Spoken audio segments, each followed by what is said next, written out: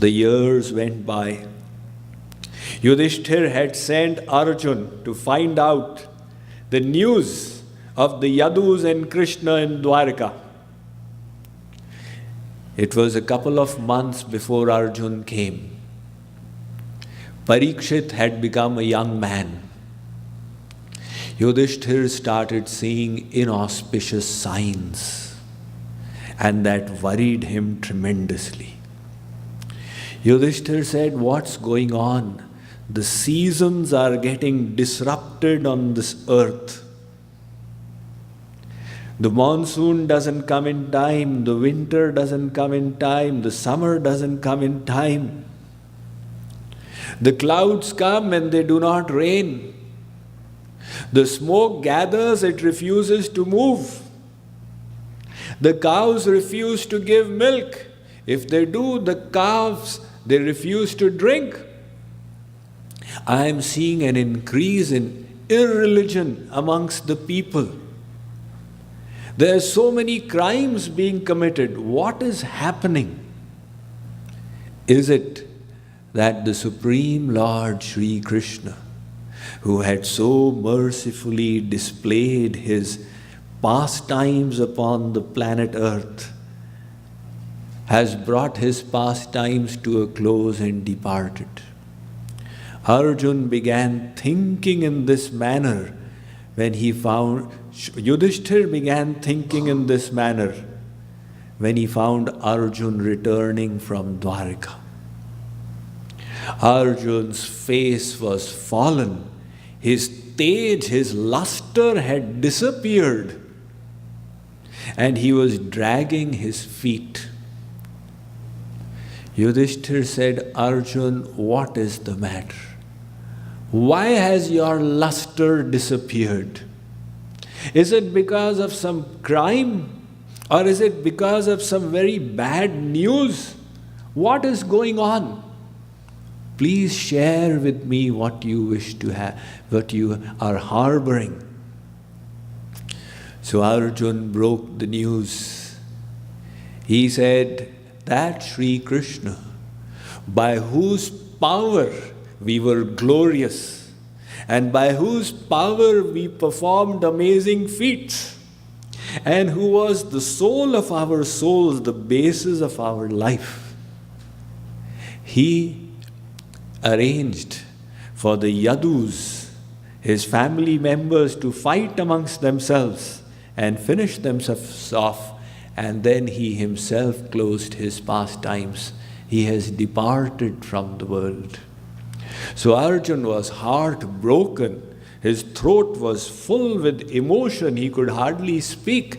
He said, "O Sri Krishna, in front of my eyes I found the city of Dwarka getting flooded.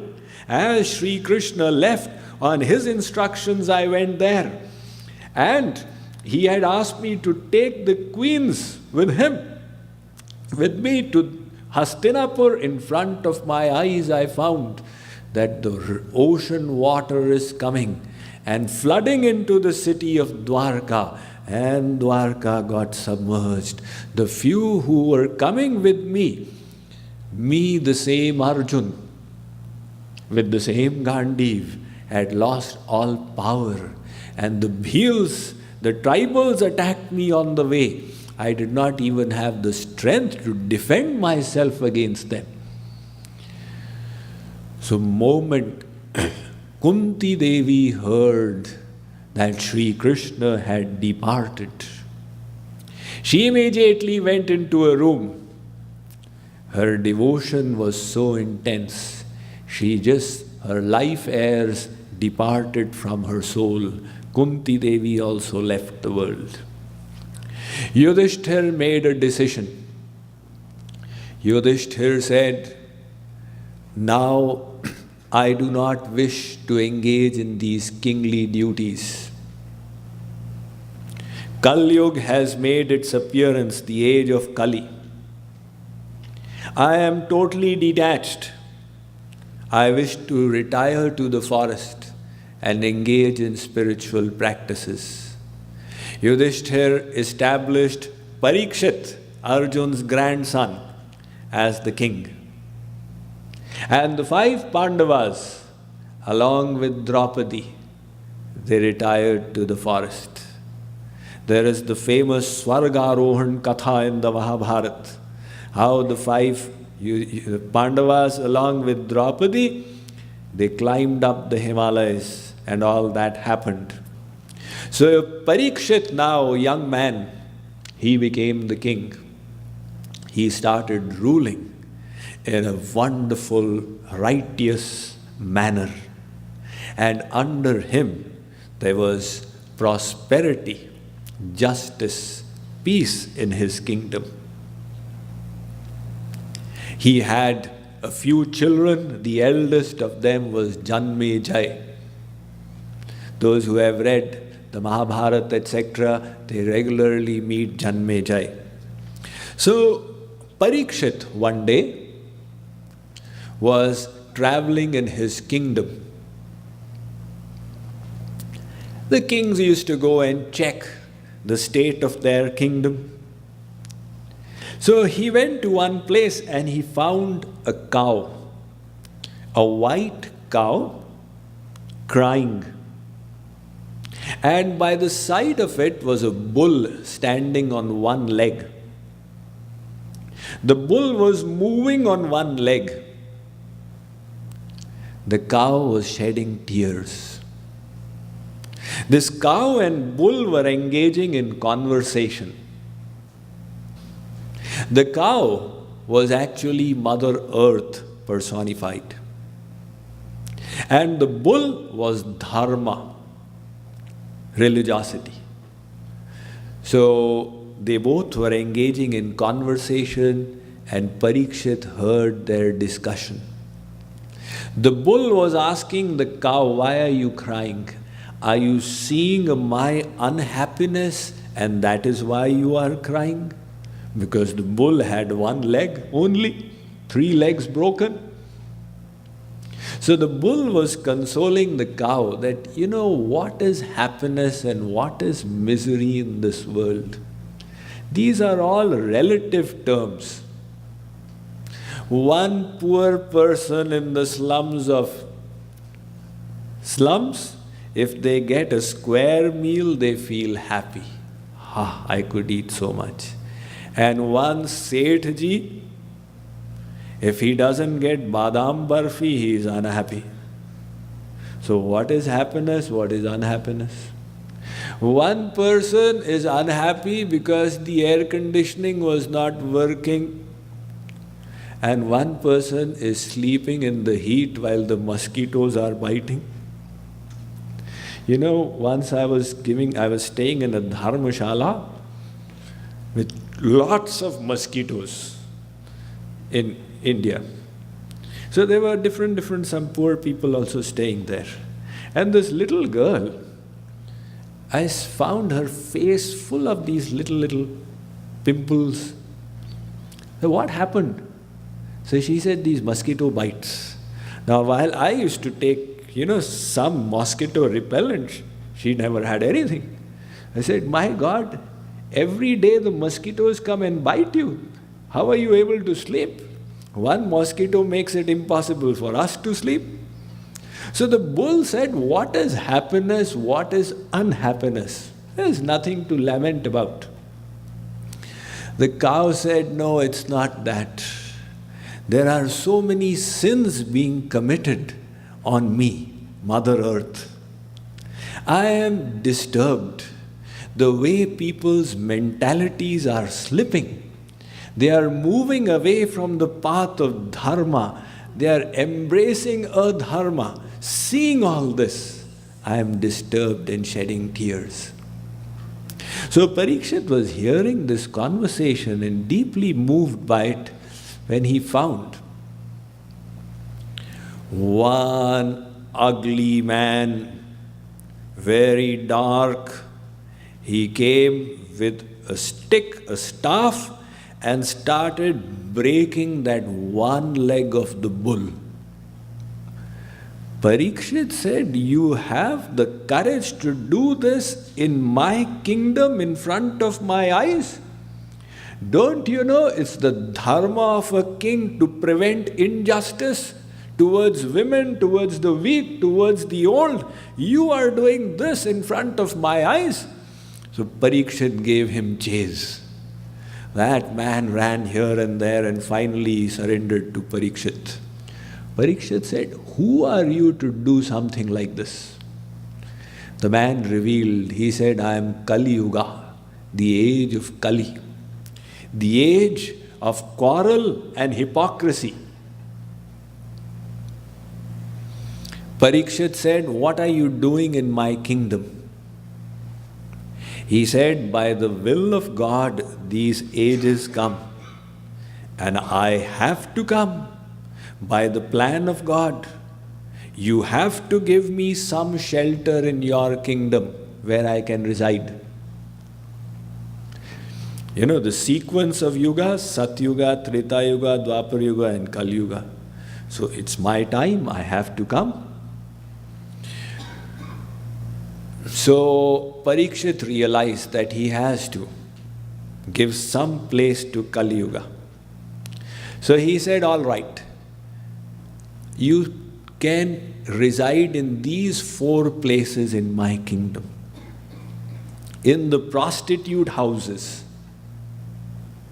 in the slaughterhouses, in the gambling dens, and in the liquor bars. From there, you can increase your influence if you wish."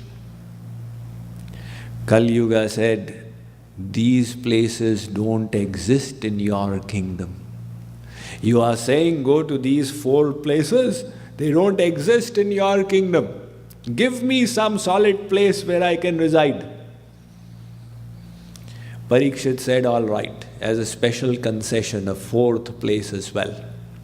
You are welcome to reside in gold." So now Kali Yuga got an entry point. So wherever there was gold, through that Kali Yuga would increase his influence. Now the time had come, time was progressing. So Parikshit, one day he put on a golden crown. He did not remember that he had given this boon to Kali Yuga that you can reside in gold. He put on the golden crown and he went out for a hunt. The kings of those days, they used to hunt. So in the forest, he came to a hut. He was feeling thirsty. He thought maybe this hut of some sage, I can get some water. He entered the hut and Shamik Rishi was sitting there in deep meditation, oblivious of the goings on outside. So Parikshit's duty was to respect this great sage, but Kali Yuga had begun affecting his intellect. He said, "Oh sage, I want water. Don't pretend you are in meditation. Give up this acting and give me some water." Shamik Rishi was motionless in his meditation. Parikshit felt insulted. There was a dead snake lying nearby. Parikshit picked up the snake with a stick and placed it around Shamik Rishi's neck as a garland, as an insult, and went off from there.